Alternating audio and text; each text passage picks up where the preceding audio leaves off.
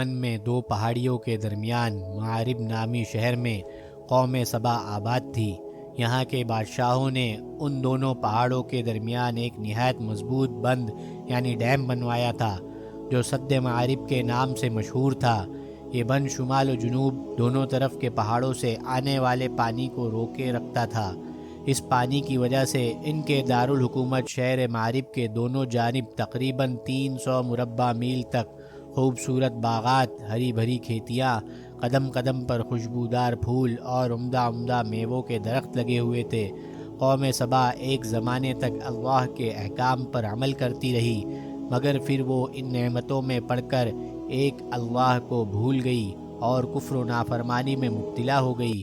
اللہ تعالیٰ نے ان کی اصلاح کے لیے متعدد انبیاء کرام کو بھیجا، لیکن ان لوگوں نے کسی نبی کی دعوت کو قبول نہیں کیا اور گمراہی اور اللہ تعالیٰ کی نافرمانی میں بڑھتی چلی گئی۔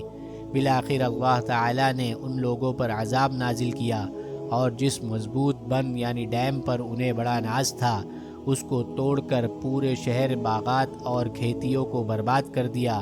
اللہ تعالیٰ نے قرآن میں ان کا تذکرہ کرتے ہوئے فرمایا، ہم نے ان لوگوں کو کفر و نافرمانی کا یہ بدلہ دیا اور ہم کفر و نافرمانی کا اسی طرح بدلہ دیا کرتے ہیں۔